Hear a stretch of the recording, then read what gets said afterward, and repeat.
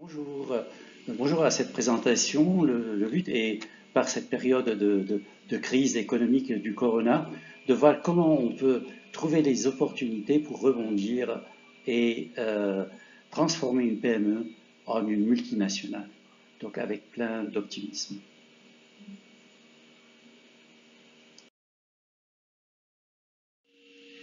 C'est une expérience que j'ai vécue de démarrer du business en période difficile, vu qu'en 75, 76, on était en pleine guerre au niveau du Liban. Et c'est comme ça qu'une entreprise de 17 personnes a été transformée en 25 ans en une entreprise à 10 chiffres. Donc, comment faire et comment repenser la stratégie? Je me base sur à la fois ma propre expérience et également ayant des diplômes d'ingénieur aux IPNAM sur mes études de stratégie du, de l'innovation acquise, que ce soit auprès de Harvard Business School ou auprès de HEC Paris. Donc, dans cette crise de coronavirus, on peut euh, se projeter sur quelles sont les valeurs, le changement des valeurs sur lesquelles les clients sont prêts à payer. Et si je prends le cas des artisans, ce sera sur tout ce qui concerne ce que j'appelle par artisan, c'est à la fois le boulanger, c'est à la fois l'épicerie, c'est à la fois les bouchers, c'est les supermarchés. Donc on voit que la notion de propreté, de risque sanitaire, on cherche à ce qu'ils soient les plus faibles. Donc même après être sortis au niveau de cette crise-là, les hôtels devront également pour leurs chambres être communiqués sur les tests qu'ils font, de s'assurer que cette ambiance elle est vraiment saine et qu'on peut reprendre ses loisirs sans encourir aucun danger. Donc le point également que je voudrais préciser, c'est que ce risque, ce threat, comme on l'appelle en anglais, peut être une opportunité pour les PME. Ayant une capacité de réagir plus rapidement, on va pouvoir revisiter notre stratégie, surtout si on prend les 2 mois, j'espère que ce sera plus court, de blocage, à communiquer en équipe avec votre directeur marketing, avec votre directeur produit, euh, à partir de toutes les peines des clients, à partir du call center et des messages, pourquoi ils ont quitté votre société, qu'est-ce qu'ils attendaient et qu'ils n'ont pas trouvé, également sur les call centers de vos concurrents, qu'est-ce qui a plu dans leur stratégie, essayez d'identifier toutes ces valeurs qui vous permettent de gagner de nouvelles parts de marché, tout ce qui va faire votre différence et comment trouver une bonne stratégie avant les autres et surtout prendre vos repères pour que ça ne puisse pas être imité et que vous ayez cette vraie longueur d'avance. Je sais que comme tout patron de PME que j'ai été, vous passez par une période de crise avec un point de vue très important sur la trésorerie, même si vous avez au niveau des aides la possibilité de faire des licenciements de chômage partiels euh, mais il va falloir rebondir en créant de nouveaux marchés. Et ces nouveaux marchés, vous allez les trouver en euh, cherchant exactement, en comprenant exactement ce que veut votre client et ce que veut le client de votre client. Parce que si vous vendez à une entreprise, c'est bien là que se jouera cette vraie valeur pour trouver le bon business model qui permettra au client de votre client d'accélérer, de, de gagner, de gagner et de gagner plus rapidement avec vous qu'avec quelqu'un d'autre. Parce que vous aurez simplifié les process, parce que vous aurez peut-être réadapté votre offre à des prix plus intéressants pour gagner de nouveaux clients. C'est tout l'enjeu de ce qu'on va élaborer pendant cette présentation de Blue Ocean. Je vais commencer par le point le plus important, que j'ai appris à Harvard également, mais que j'ai pratiqué avec beaucoup de créativité, c'est ce qu'on appelle le job to be done. C'est qu'est-ce que le client il cherche. Il ne cherche pas une chambre d'hôtel peut-être. Il il veut pas louer. Donc, c'est tous ces concepts-là qui ont amené des sociétés comme Airbnb à proposer des modèles sur des plateformes et qui vont permettre à des particuliers de venir proposer leur chambre à louer et que la plateforme doit bien sûr assurer une partie de couverture de risque et de... Donc imaginez-vous la plus grande chaîne d'hôtels qui n'a aucune chambre d'hôtel qui lui appartient. Le même exemple est au niveau des voitures. Ce qu'on veut, c'est se déplacer d'un point A à un point B. Donc, est-ce que c'est nécessairement en achetant une voiture ou en louant le trajet? Et c'est là que Uber a innové avec son modèle qui a commencé parce que le patron d'Uber qui a créé la société avait du mal à Chicago à trouver le taxi vu la queue au moment du salon. Donc, pensez à chaque fois que ces problèmes-là peuvent vous aider à trouver une autre façon de travailler, une autre solution. Et donc, Blablacar est un autre exemple de partage au niveau des voitures, l'espace de coworking.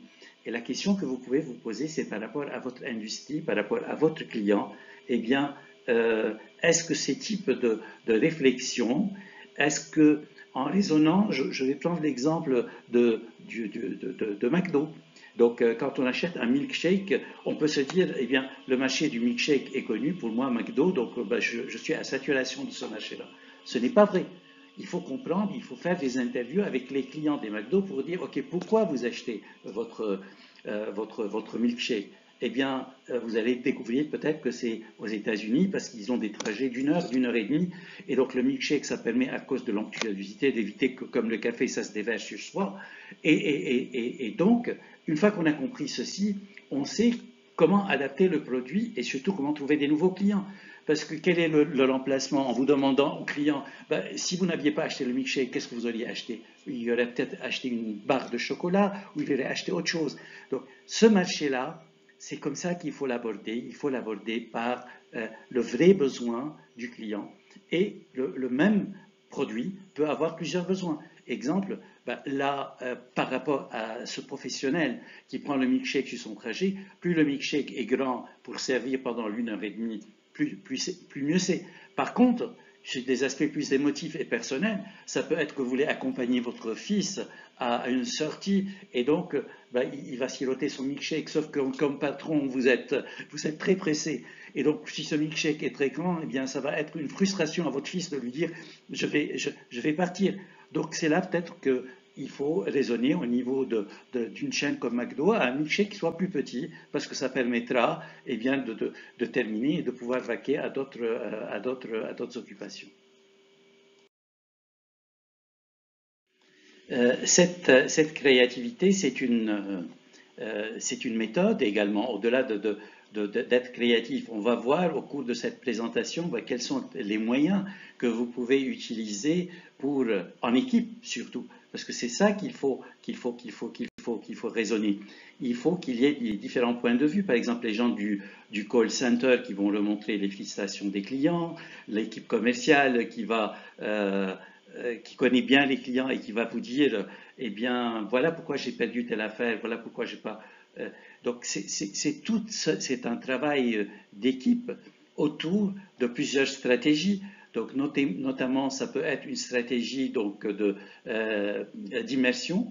Vous vous mettez à la place des utilisateurs, ou vous pouvez avoir des conduites une série d'entretiens que vous allez faire ou qu'un consultant externe va faire au niveau des clients pour faire des analyses à ces niveaux-là, ou dans ce travail d'équipe, eh bien, on se crée un groupe WhatsApp, on se crée un groupe Facebook ou LinkedIn et on partage ces idées.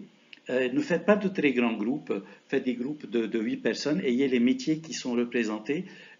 C'est important que l'équipe technologie soit également présente, mais l'intelligence artificielle, les plateformes, ce n'est pas cette équipe-là qui les traduira en besoins.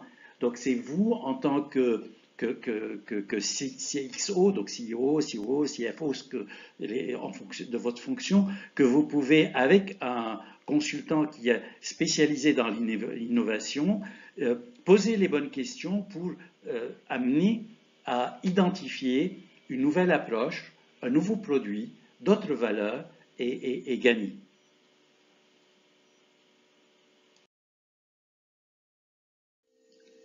Oui, bonjour. J'aimerais insister sur le fait que c'est pas une formation théorique, c'est vraiment de l'expérience. Et donc, j'ai enlevé de toutes mes différentes formations, j'ai retenu la partie où j'ai trouvé que, tiens, si j'avais cette information au moment où j'ai géré mon entreprise, eh bien, ça m'aurait permis de faire encore mieux. Donc, le design thinking ou l'idéation, la créativité, une façon de penser qui est différente, je dirais qu'un exemple avec le statut du coronavirus est de dire, eh bien, on peut poser le problème comme ben, je cherche un vaccin pour le corona. Mais pourquoi cherchez-vous ce vaccin? C'est là où les questions commencent à être posées. Ben, c'est pour réduire peut-être le nombre de morts. N'y a-t-il pas un autre moyen? Est-ce que c'est peut-être en identifiant les personnes plus rapidement, en réduisant plutôt les transformations en état d'urgence au niveau respiratoire, en détectant en avant les personnes. Et comment on peut faire ça? Donc, vous pouvez avoir plusieurs idées. C'est peut-être d'avoir dans l'air un produit qu'au moment où on le respire, eh bien, ça va donner une teinte et isoler les personnes. On, on peut raisonner et puis dire non, non, eh bien, ça, c'est pas quelque chose de possible. Ben, les appareils respiratoires qui ont un goulot d'étranglement, pourquoi ne pas utiliser les masques Décathlon pour pouvoir contourner? Donc, quel est le système D qui nous permettra de résoudre cette partie-là? Donc, pour revenir au cours, au niveau du brainstorming, ce que je conseille dans cette période de Corona, c'est à travers des outils comme Zoom, de conférences, d'avoir 5 à 8 personnes de votre société que je puisse piloter et les questions qui peuvent être posées. On va les voir. Je n'ai pas une science infuse, c'est différent d'une industrie à une autre. J'amène ce que Clay Christensen dit bien, c'est les jumelles. C'est une façon de voir, c'est une façon différente de poser le problème, de trouver des solutions et qui vous permettent peut-être de changer votre modèle opératoire, de trouver de nouveaux marchés. Et donc, dans cette partie les critères qu'on va regarder quand on va chercher une approche, c'est combien le willingness to pay des clients, cette désirabilité par les clients, et puis on va regarder si c'est faisable quand on pose cette solution. Quelle est l'offre de valeur, la proposition de valeur, est-ce que c'est viable économiquement? Mais on peut transposer d'une industrie à une autre en regardant ce qui est fait. Et c'est ce que j'appelle la méthodologie Scamper. Donc c'est le substitut. Donc on va remplacer d'une industrie par une autre. On va combiner, on va adapter, on va modifier. On prend, on fait autre chose, on élimine, on renverse, on imagine.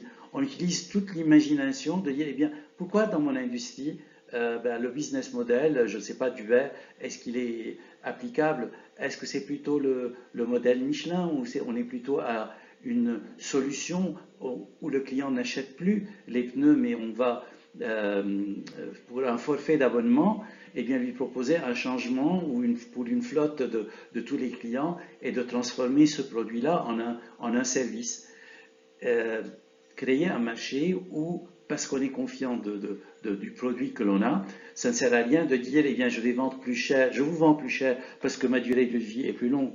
Ben, Michelin, ce qu'ils ont fait, c'est de dire, eh bien, parce que leur durée est plus longue au niveau des pneus, ils peuvent justement proposer un abonnement beaucoup plus intéressant que n'importe qui essaiera de copier ce modèle.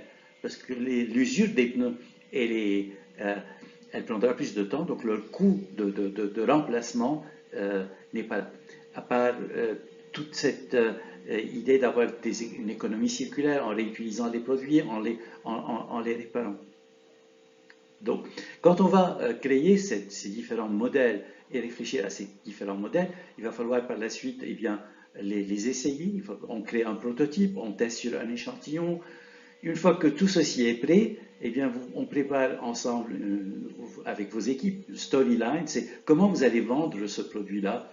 Qu'est-ce que, justement, quels sont les contre-arguments que peuvent avoir les clients et de les aborder et de les contourner et d'expliquer pourquoi justement notre solution est viable. Oui, on a réfléchi à telle ou à telle objection, mais voici comment on va résoudre cette équation. J'aimerais aborder l'aspect humain de la réussite de tout projet. C'est un travail d'équipe et dans mon succès de transformer la PME que je disais de 10 personnes en une multinationale de plus de 10 chiffres, eh bien, ça a été dans le recrutement, dans l'identification, dans la transformation peut-être des personnes qui étaient dans des postes. Et j'ai pris des ingénieurs dont, si vous leur posiez la question, eh bien, est-ce que vous avez envie d'être des hommes d'affaires? Ils vous diraient non. On ne croit pas aux commerciaux, ils ne font que mentir. Donc, et c'est là que en expliquant à ces personnes-là que justement leur esprit d'analyse, leur esprit scientifique, c'est une approche de conseil, parce qu'on va vendre des solutions, on ne va pas vendre des produits. Et donc, tout le projet, c'est pareil dans mon expérience en tant que patron de Self, quand on équipait des solutions SAP et Sage les clients, eh bien, les PME, la première, c'est les ressources. C'est est-ce que j'ai les ressources qu'il faut, comment je fais, et c'est là qu'ils ont été surpris qu'on trouvait parmi leurs équipes, que ce soit le directeur des achats, que ce soit le monsieur contrôle qualité, eh bien des personnes qui avaient envie, parce que la passion est à la base de la réussite des projets. Il y a des gens qui ont envie d'apprendre, qui ont beaucoup d'idées. Et à ce sujet-là, grâce à l'intelligence artificielle, grâce à la technologie, beaucoup de questions qui m'étaient posées au moment où j'installais ces solutions-là, ben, je disais que c'est le mouton à 5 pattes, mais ça ne l'est plus. Il faut savoir remonter ces questions-là quand on va discuter des flux, d'optimisation des process. Parce que là, eh bien, il y a une solution. Il y a une solution, et elle existe dans les clouds, il y a une façon de faire qui est complètement différente et qui va pouvoir, eh bien, au niveau des acheteurs, avoir le calcul des besoins, au moment pas seulement de ce qu'on a chez nous, mais également ce qu'on a chez les sous-traitants. C'est toute cette partie-là. Donc revenons au slide. Eh bien, comment on va augmenter les profits d'une entreprise? On peut penser qu'il n'y a pas mille façons, soit en augmentant le chiffre d'affaires, soit en réduisant les coûts, mais on va voir que ce n'est pas seulement ceci, qu'on peut à la fois eh bien, augmenter le chiffre d'affaires et réduire les coûts, contrairement à toutes ces... Mais quand on va analyser comment on augmente le chiffre d'affaires, eh bien, il faut... Une société, elle n'a pas un seul métier, elle peut avoir plusieurs métiers. Donc, quels sont les métiers de votre entreprise? Qui sont vos clients, vos fournisseurs, vos avantages concurrentiels? Comment vous pensez que vous êtes définissez s'il fallait trouver qu'est-ce qui est unique chez vous? Quelles sont les valeurs que les autres n'ont pas ou ont moins et qui peuvent faire cette différence? Il faut analyser, est-ce que c'est votre industrie qui va mal ou est-ce que c'est vous qui faites moins bien que vos concurrents? Pourquoi? Quel est le véritable avantage concurrentiel de vos concurrents et quel est l'avantage concurrentiel qu'on peut faire par rapport? Quand on va augmenter le nombre de chiffres par client, eh bien on va rappeler tout ce que j'ai bien appris au niveau du upselling et du cross-selling par des grandes écoles que sont SAP et Sage, parce que c'est ça, c'est le panier du consommateur, du client que l'on va utiliser. Et après, on va raisonner comment on va augmenter le nombre de clients et comment trouver un marché où il y a plus de clients, peut-être avoir une variante de votre produit qui coûte moins cher. Et là, on va voir le croisement des coûts, parce que quand vous prenez l'exemple d'un PC, eh bien le PC il a été amélioré, il est devenu dans une autre technologie, donc il y a ce qu'on appelle le S-curve, c'est la courbe d'évolution de votre produit. À un moment donné, cette courbe va être supérieure aux besoins des clients, mais également, si on regarde aux besoins des clients qui sont en Inde ou au Liban et qui n'ont pas le budget d'une grande entreprise, ces produits peuvent être avec des puissances inférieures, eh bien, adaptés à ce marché-là et donc avec un pouvoir d'achat inférieur, avoir l'acceptation de ces produits. Je reviendrai à l'exemple des climatiseurs qui ont été le succès de plusieurs milliards de la société Godrej, parce qu'ils se sont dit, eh bien, un réfrigérateur classique ne marchera pas. En Inde, on a des coupures de courant, on n'a pas les entretiens. Et finalement, en faisant des enquêtes auprès des clients, de tous les ménages, ce qu'ils avaient besoin, c'est d'un petit casier frigorifié pour pouvoir eh bien, le reste de ce qui n'a pas été servi au repas soit là pour les lendemains. Et donc, d'où l'idée d'avoir plutôt un petit casier avec une technologie de serpentin, donc qui n'a pas besoin de maintenance pour créer du foie. Et donc, c'est des produits qui étaient à 30 euros et plus à 600 euros. Et donc, forcément, vous avez des marchés qui sont énormes. Mais il y a plein d'exemples que j'aborderai avec vous dans les travaux d'équipe. Donc, revenons à la réduction maintenant des coûts. Ça peut être effectivement par l'amélioration des process, donc surtout avec les nouvelles technologies, les nouveaux processus de gestion, tout ce que vous pouvez mettre en opérationnel. Et puis, dans le prochain slide, on verra que ce n'est pas que ça. Eh bien, voilà les types de questions que je pose à vos équipes, au CEO, pour revisiter la stratégie. Quels sont les autres segments de clients? Comment on peut changer cette relation de client? Quelle proposition de valeur? Si on prend le cas d'Amazon, eh bien, c'est un retail, donc online. C'est pas des produits, il n'a pas inventé des produits, il a utilisé la technologie pour pouvoir par la suite analyser les comportements des clients, mais il a commencé avec une PME de 20 personnes. Et c'est en 20 ans qu'il a fait cette croissance qui est devenue une des plus grandes sociétés. Pourquoi? Parmi la différence, c'est l'objectif qui s'est fixé. Il a dit dès le début, Jeff Bezos, eh bien, je veux être la plus grande société, je veux être une multinationale. En même temps, il y avait une société en Suède qui vendait des livres et ils ont dit, eh ben, nous, on veut être la plus grande société qui vend des livres au Suède. Ben, ils y sont et lui y est. Donc l'ambition et puis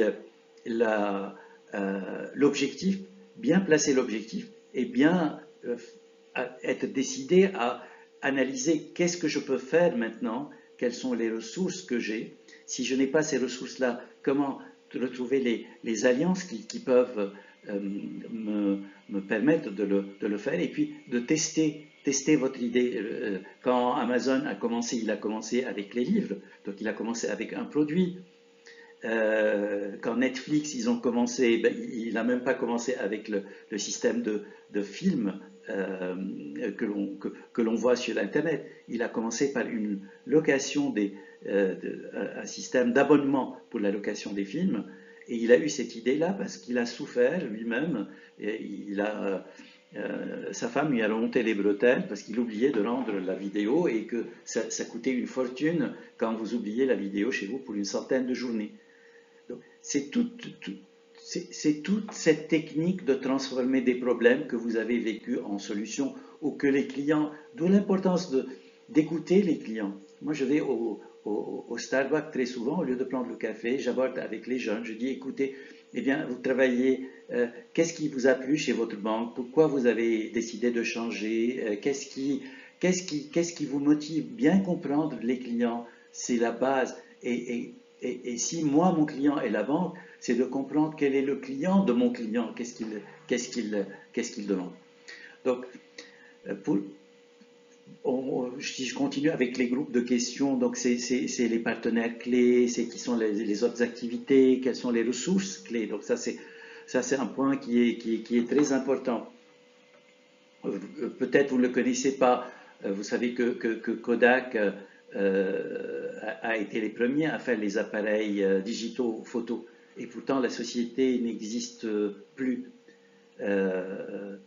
Eh bien, pourquoi? Parce que ça vous montre qu'une société qui est bien établie, il faut à un moment donné qu'elle se pose les bonnes questions.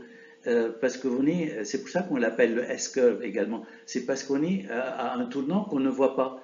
Et prendre la bonne décision en bon moment, là ils avaient pris la décision, eux, eh bien, que les films étaient une source de revenus qui leur permettait de faire des milliards. Et donc, s'ils mettaient des appareils digitaux, eh bien, ils allaient perdre cette fortune-là. Donc, ils avaient une machine, ils gagnaient de l'argent. Et pourquoi se poser ces questions?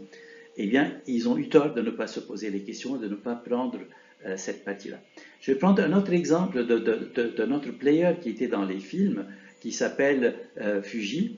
Lui, il a vu justement que les films, ça ne pouvait pas continuer, que si eux ne se mettaient pas avec ces appareils photo qui sont maintenant également même dans nos smartphones, eh bien, les films et le développement des films n'avaient pas d'avenir.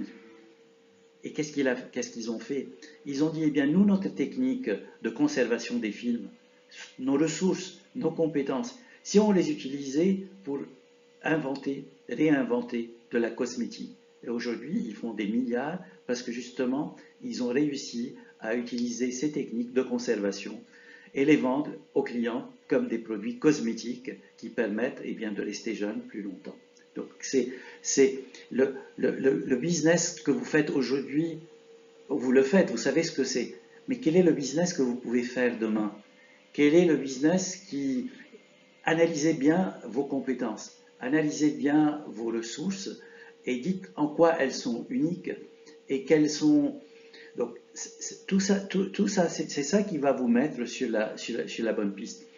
Les canaux de distribution, vente du direct, vente de l'indirect, vente sur Internet, ça c'est connu. Donc il faut que vous ayez une valeur de différence. Il faut que vous puissiez avoir une structure de coût qui est plus faible. Et c'est là que tous les avantages des sociétés qui sont petites, s'ils ont une alliance. Ma recommandation, c'est d'avoir, parce que la trésorerie est importante, c'est d'avoir le premier client avec lequel vous allez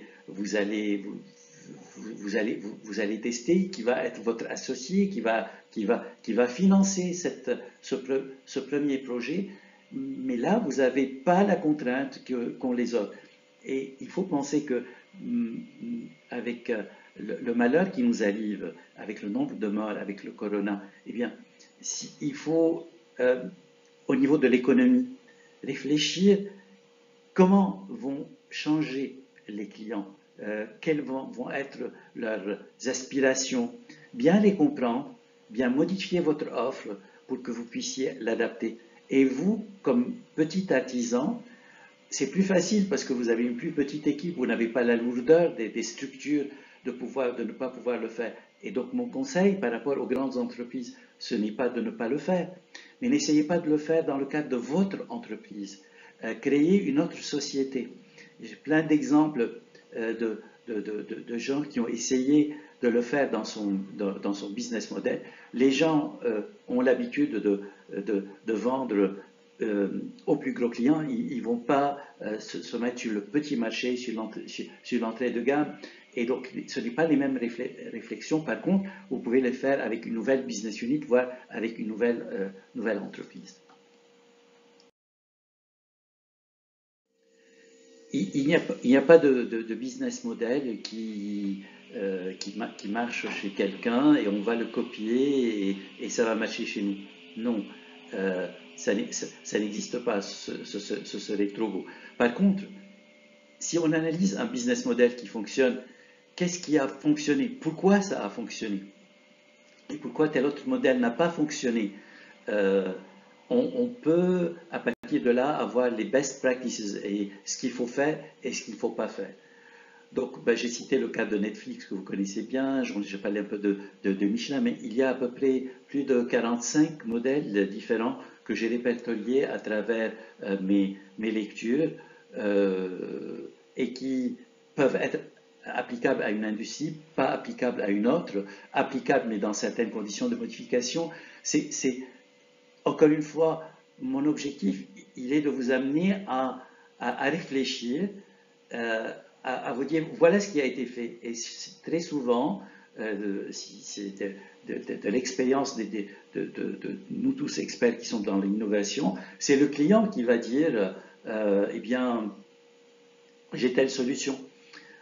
L'exemple du patron d'Intel, Andy Grove, sur lequel il a communiqué parce qu'il avait demandé à ce que Clay Christensen, qui est notre professeur à nous tous dans l'innovation, qui est décédé malheureusement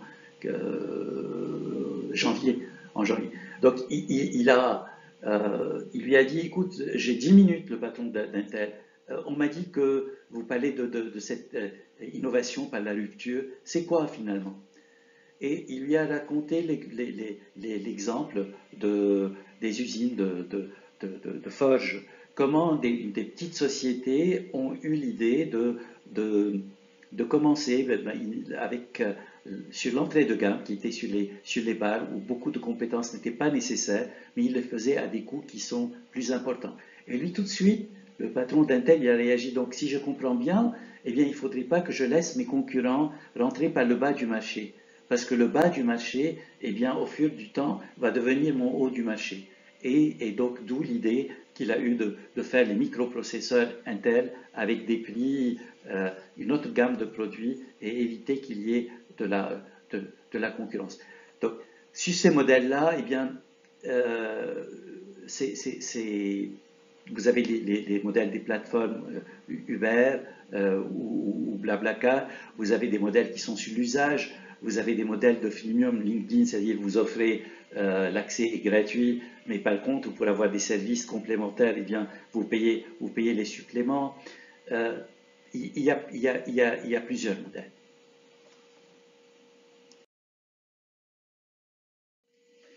Dans le, dans le nouveau marché, j'ai donné l'exemple du petit réfrigérateur cool qu'ils ont fait en, en Inde et qui a explosé. C'est cette, en mettant des coûts plus bas et il n'y a pas à comparer. C'est un nouveau marché. Et la raison pour laquelle ils ont pu faire des milliards, c'est parce qu'ils ont trouvé ce qu'on appelle le Blue Ocean.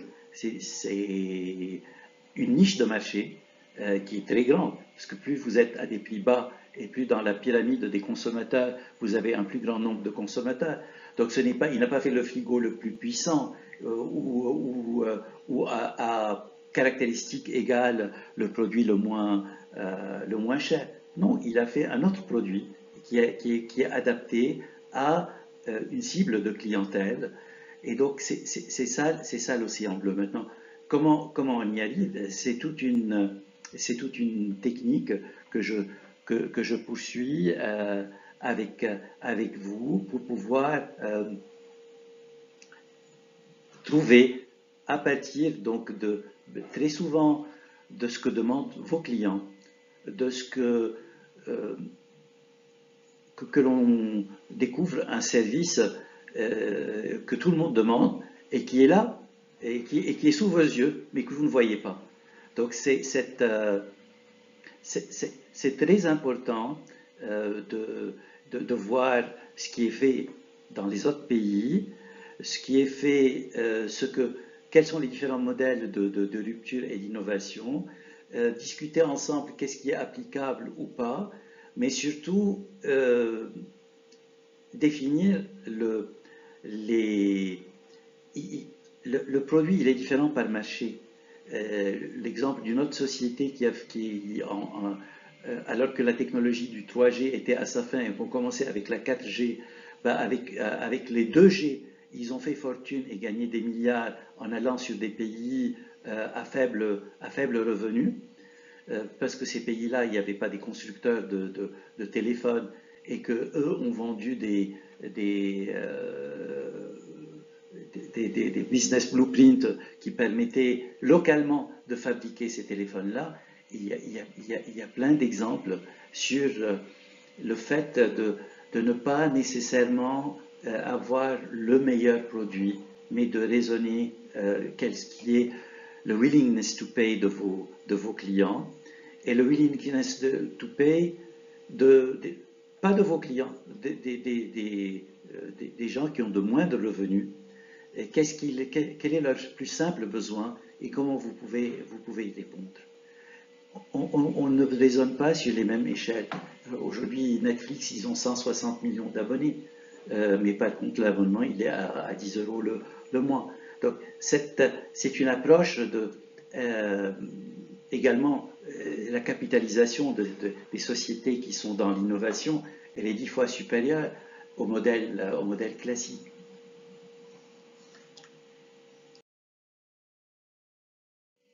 Une fois qu'on a une bonne idée, c'est le plus important, c'est est-ce qu'on peut gagner de l'argent avec cette idée-là. Donc la proposition de valeur, une fois qu'on a défini à quel cible de clientèle on va s'adresser, quelle est notre offre et qu'on a structuré cette offre-là, eh bien c'est là qu'il faut être sûr qu'on a la rentabilité auprès de ce modèle. Donc, est-ce qu'on a augmenté la taille actuelle du marché, on a créé un espace de marché vierge de toute concurrence, on est sur l'océan bleu, mais est-ce qu'on va gagner de l'argent? Uber, aujourd'hui, jusqu'à aujourd'hui, ne gagne pas de l'argent. Ça n'a pas empêché aux actionnaires de faire fortune par la plus-value de cette société, mais dans ce domaine de capitalisation, même si on peut commencer avec des venture capital, quand on va rentrer sur le marché, il faut que le modèle ait ses preuves. Et donc, ça ne sert à rien de dire, eh bien, on ne gagne pas d'argent, on ne sait pas quand est-ce qu'on va gagner de l'argent. Oui, la capitalisation va aborder le nombre de clients, la croissance, c'est important, c'est très important même, et c'est sur ça que sont valorisés. Mais à un moment donné, les bulles, on s'aperçoit qu'on est en train de capitaliser ses pertes. Donc, je prends l'exemple des trottinettes, ce modèle où on dit, eh bien, on ne gagne pas de l'argent aujourd'hui, on ne sait pas si on gagnera demain. Je n'y crois pas beaucoup. Dans les modèles d'innovation, on est loin des modèles classiques.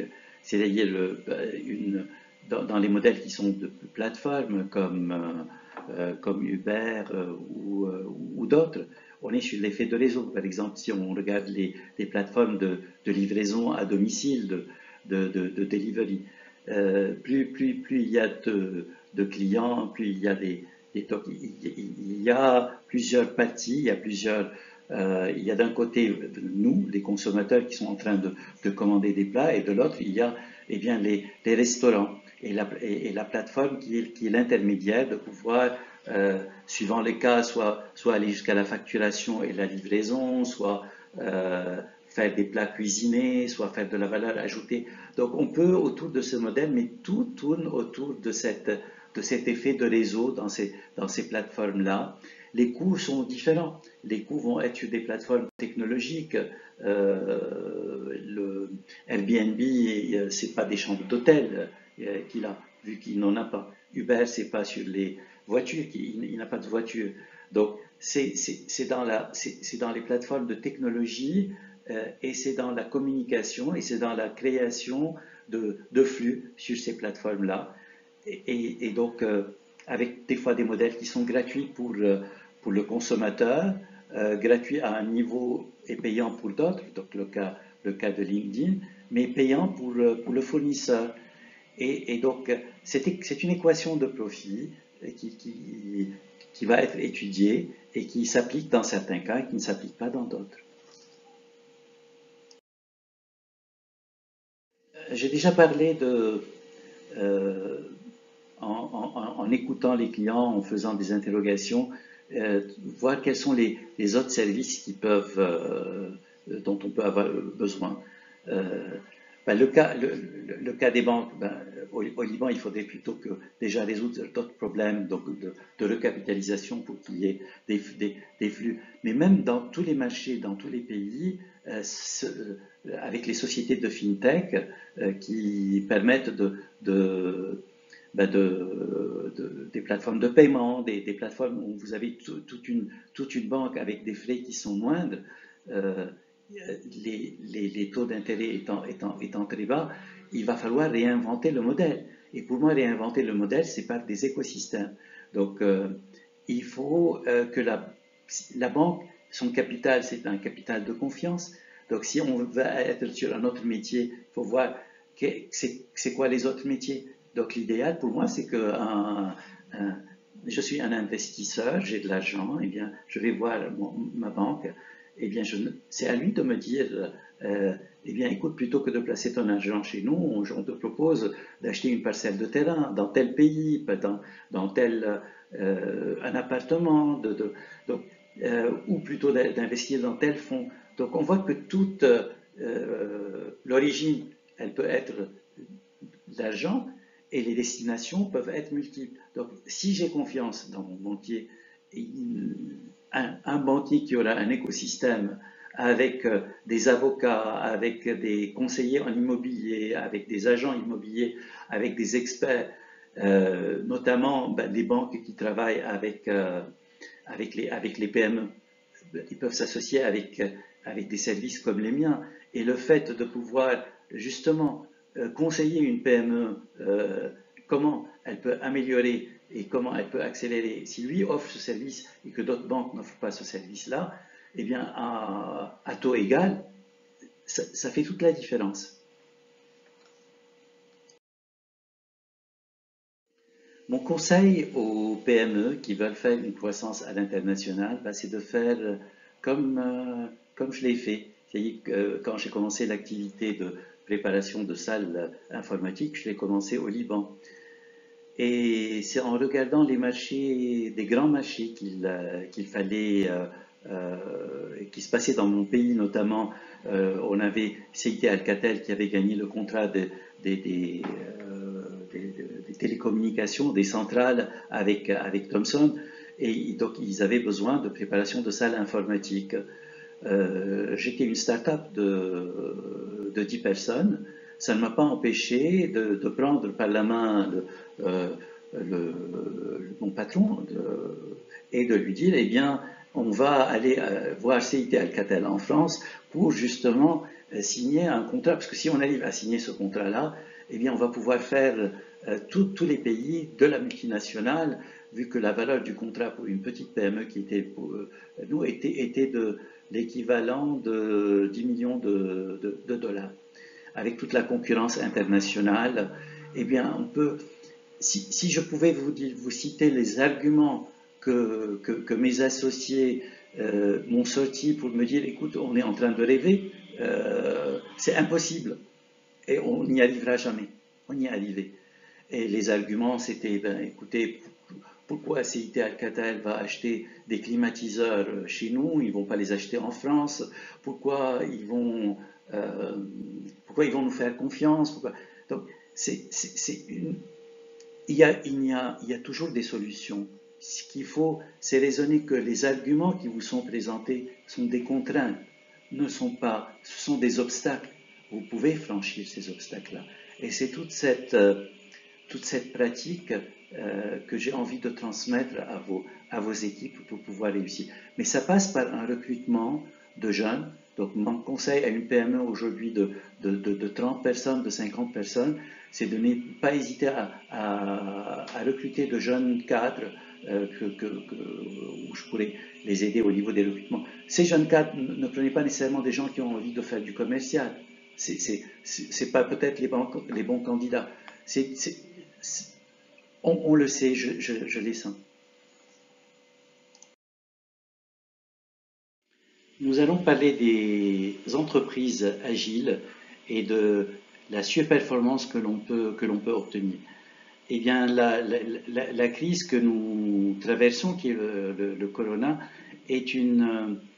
va changer pas mal de repères et euh, renforce la nécessité que on n'ait pas de lourdeur quand on va prendre une décision, qu'elle ne soit pas pyramidale ou dans des décisions de silo, mais qu'elle soit dans une entreprise moderne, souple, avec la décision qui peut se prendre avec des équipes de 5 personnes, quitte à synchroniser la stratégie entre ces différentes équipes.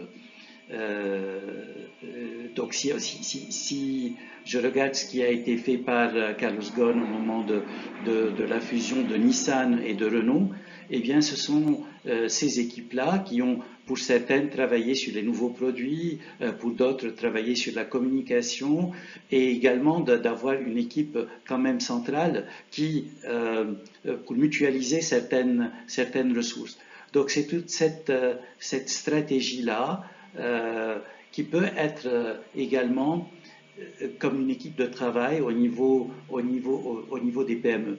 Et c'est également la raison pour laquelle les PME étant plus agiles, elles sont plus à même de travailler dans cette période, pas seulement au-delà de la crise du corona, on vit dans un monde d'incertitudes. Donc soit on regarde ces incertitudes comme des menaces, soit on les regarde comme des opportunités. Et c'est cette façon de réagir que l'on va apprendre ensemble. Chercher quel est le côté positif, comment, quel nouveau marché ou quelle nouvelle méthode ou quel nouveau processus peut être mieux adapté. Si le marché est au niveau des millennials, comme on le sait, ben les millennials vont changer de certaines valeurs. Avant, c'était l'Instagram et c'était les pauses et la fraîcheur de la jeunesse, elle restera sûrement, mais il y aura également un effet de cette instabilité et avec de nouvelles valeurs, peut-être plus orientées vers la sécurité ou vers les loisirs, qu'il faudra donc que je poursuis personnellement au niveau des études pour voir les différentes tendances, être parmi les premiers à les détecter et en fonction réorienter les stratégies des entreprises pour en tenir compte.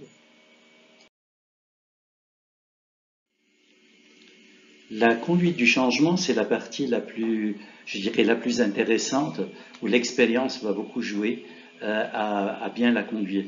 Surtout quand on parle au niveau des PME, nous avons les mêmes besoins au niveau des PME que les grandes entreprises, sauf que nous n'avons pas les mêmes moyens, donc ni en argent, ni en ressources. Et donc, on ne peut pas prendre les mêmes approches que des grands comptes vont faire. Il faut être beaucoup plus pragmatique. C'est vrai que les 25 ans que j'ai passés dans l'environnement de Sage m'ont beaucoup aidé à approcher les patrons des PME et à adapter des déploiements qui sont rapides. Donc c'est pour ça que j'ai préconisé pour qu'on commence à réfléchir plutôt à ce que ça soit des mois avant d'avoir des retours sur investissement, que ce soit plutôt sur 2 séances de 90 minutes pour poser les bonnes questions, vous amener à poser les bonnes questions et puis vous amener à voir la valeur ajoutée que ça peut avoir presque immédiatement sur votre business, tout en sachant qu'une stratégie, c'est pas quelque chose qu'on fait à un moment donné. Non, c'est quelque chose qui est constamment remis. C'est une trajectoire, encore une fois, où il y a des tournants, il faut savoir les prendre au bon moment, sinon vous allez tout droit dans le mur. Et donc, c'est toute cette expérience-là qui part du terrain, de dire, eh bien, OK, voilà comment on va travailler. Eh bien, on prépare les questions, je vous les envoie, vous répondez à ces questions-là, et ça revient à essayer de trouver l'avantage qui est concurrentiel, de voir à travers, de ma part, des lectures sur les call centers et les remarques de vos clients, ce qui est fait sur différentes des autres industries. Donc il y a un travail qui est fait en offline qui permet que le CEO ne peut pas être mobilisé, ni ses équipes dans une PME parce qu'ils ont d'autres choses à faire. C'est vrai que le confinement nous aide parce qu'on n'est pas dans ce même rythme de travail. même si l'ambiance de travail, des fois pour ceux qui ont des enfants ou des petits-enfants, eh bien je pense que c'est pas pareil, mais d'où l'intérêt que que le travail soit fait en équipe, parce qu'en mono, en regardant des vidéos, c'est pas, vous allez vite être attrapé par d'autres soucis quotidiens. Voilà.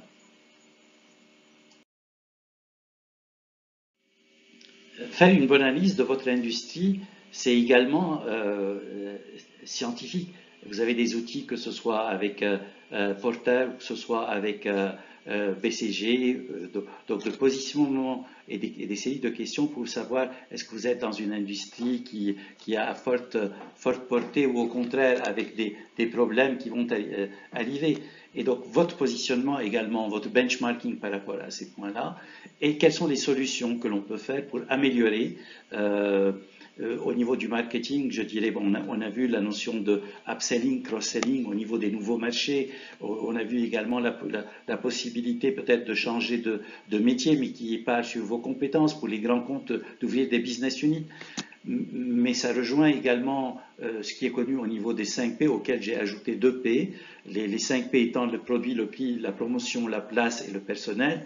Et les 2 P pour moi qui sont votre positionnement et puis la performance, parce que tout se passe avec, surtout pour nous au niveau des PME, on n'a pas de la trésorerie, il faut que ça nous amène de la trésorerie. Donc on ne peut pas attendre 2 ans, 3 ans et dire voilà, on va investir. Et c'est de cette façon que j'ai conduit la croissance des entreprises que j'ai eues en charge. C'est-à-dire j'ai toujours préparé un plan pour pouvoir gagner les gros contrats, pour présenter la structure qui s'occupera de la réalisation du projet, même si au moment où j'ai fait cette présentation-là, cette structure n'était pas encore en place, parce que je n'ai pas les moyens, comme les grands comptes, vous non plus, de pouvoir tout faire, tout préparer, ou au niveau des développeurs ou des équipes software, de tout développer et de dire, ben voilà, maintenant on va commencer à chercher les clients. Non, on est plutôt dans un monde où il faut avoir une idée, une stratégie, la tester, et puis en grandeur nature, dire qu'est-ce qu'on va réaliser. Mais une fois qu'on a pris le contrat, et je le souhaite pour vous, ben c'est de tout mettre en place exactement et de tenir tous vos engagements. Parce que vous ne pourrez pas faire de la croissance. On est dans un monde de plus en plus connecté et vous pourrez le voir à travers les témoignages des patrons que j'ai aidés.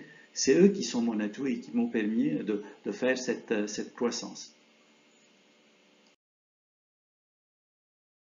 J'ai indirectement parlé de la storyline au moment où, en tant que patron de PME, eh bien, j'ai pu signer des gros contrats. C'est parce que il faut, et ça vous le savez bien, enfin, il faut savoir raconter une histoire, mais une histoire qui est basée sur des faits et sur une stratégie qui soit claire. Donc, quel est le message principal? C'est et décomposer ce message principal en points clés.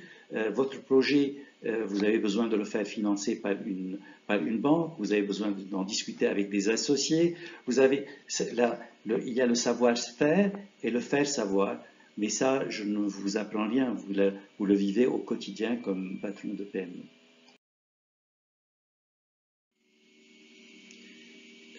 Si comme CEO, vous êtes comme moi également avec une fibre commerciale, vous savez très bien que ça ne sert à rien de préparer un exposé. Votre client qui vous écoute, s'il a d'autres arguments en tête, eh bien, et que vous n'avez pas répondu à ce qu'il a en tête, il n'a même pas posé la question, mais il va plus vous écouter. Il va se faire une idée dès les premières minutes, est-ce qu'il zappe ou pas. Donc, il faut savoir, une fois que vous avez testé justement pas avec vos amis, il faut pas le faire il faut le faire avec des gens qui vont vous dire non, vous n'avez pas raison, vous n'avez pas pensé à ceci, vous n'avez pas pensé à cela. Et donc, tous ces toutes ces complications qui font partie de la situation que vous présentez, ils ont besoin d'être résolus. Donc, je vous conseille vivement de les anticiper et dans votre présentation de dire ok oui mais argumentaire ou de numéro 1, objection 1, objection 2, objection 3, et comment et pourquoi ce sont des objections qui ne tiennent pas la route. Comment, dans votre stratégie, eh bien, vous en avez tenu compte et quelle est la solution vis-à-vis. Donc, c'est ce qu'on appelle le SCR, la situation, complication, résolution, avec l'anticipation de ces contre-arguments. N'hésitez pas quand vous allez présenter votre projet à des associés, parce que la vente, elle se fait en interne avant de se faire en externe. Pas seulement au niveau des associés. La réussite du projet et la réussite du changement, ben, on le sait avec le président Macron, il est plein de bonnes intentions, il a dit voilà, on va changer, il met plein d'énergie. Mais si la culture, quelque part, empêche de vouloir changer, il va falloir composer avec. Et il va falloir dire, je sais que vous pensez comme ça, je sais, dans des thèmes simples, il faut que les choses soient très clairement dites avec qu'est-ce qu'on veut faire, quel est l'objectif final et qu'est-ce que ça va donner surtout à chacun des employés. Il faut les rendre fiers de ce projet ambitieux et de ce que ça va leur amener, donc que ce soit sur le plan des rémunérations, des avancements, de valorisation. Donc c'est très important de bien, surtout si vous rachetez une société et que vous intervenez avec une culture qui est complètement différente, c'est le point le plus dur, mais c'est manageable. Donc, comme on le dit si bien, nos échecs nous apprennent beaucoup de choses. Et quand j'ai regardé les cours de HEC et de Harvard, les notions d'alignement et la notion d'avoir une stratégie cohérente, eh bien, si je savais certains de ces points, peut-être il y a certains échecs que j'aurais pu éviter, même si j'ai beaucoup appris. Donc, de quoi je parle?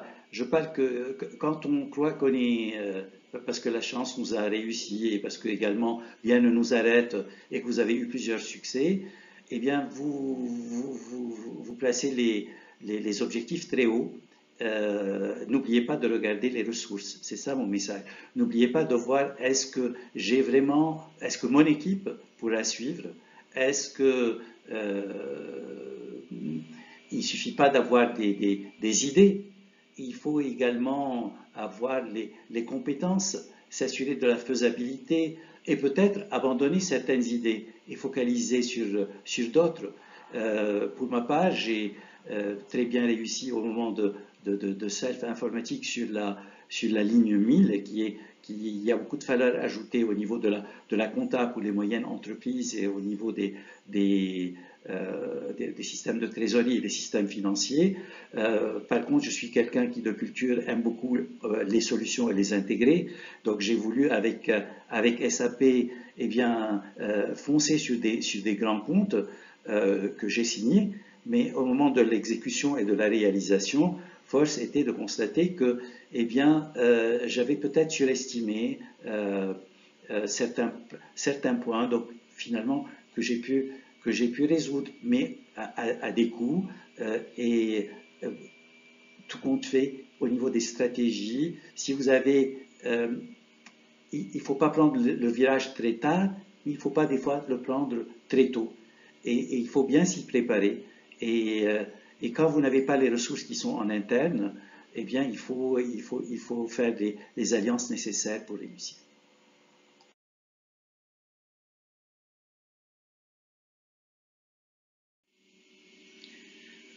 La plupart de nous, patrons, à tout moment, sommes intéressés par tout ce qui est innovation, par devenir les numéros 1 de notre marché. Ce qui nous fait hésiter, c'est on n'est pas sûr du résultat. Et donc, je sais très bien que parmi les objections que je peux anticiper de votre part, c'est, eh bien, si si je fais un investissement au niveau de travailler avec quelqu'un de compétent et d'expérience, peut-être que je ne gagnerai rien. Et donc, ce serait pour moi une PME de l'argent perdu. Eh bien, j'ai voulu déjà, à travers cette présentation, j'espère, première présentation qu'elle a été utile, voir des notions que on pensait savoir et qu'on ne sait pas vraiment, même si je n'ai fait qu'aborder certains thèmes, mais vous pouvez plus les voir à travers les slides. Donc, cette méthode a déjà donné ses résultats. Pour moi, pas parce que j'ai fait les cours, parce que justement je l'ai vécu, parce que c'est mon expérience et c'est ce que cette stratégie, le Harvard Business School, ce que HEC m'ont amené, c'est plutôt de comprendre pourquoi j'ai réussi ici et pourquoi j'ai échoué là. Et de me dire, eh bien, quel est mon message de patron à patron que j'aimerais que vous n'ayez pas à tout réapprendre, à payer de vos propres expériences. Donc, partagez cette partie-là. Et donc, quand même, je suis parti avec une approche qui est acceptable, que j'aurais accepté moi-même comme patron si elle m'était proposée, c'est-à-dire à un coût de 1 200 € par participant, travailler société par société avec les équipes et d'aligner 2 séances, chacune de 90 minutes en téléconférence pour pouvoir le faire.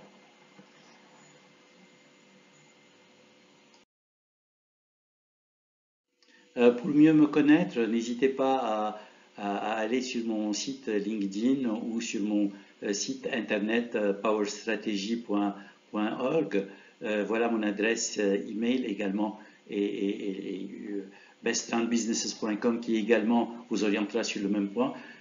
Pour vous donner envie de travailler ensemble, je traduirai ce que le patron du moment en 2010 du groupe MDS a dit il a dit qu'il me trouvait comme quelqu'un de brillant dans tout ce qui est l'international et surtout dans tout ce qui concerne les grands comptes.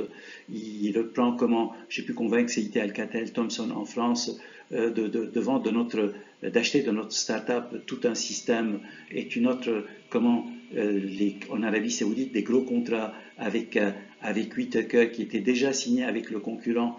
J'ai pu, en faisant intervenir le client final, renverser cette décision-là.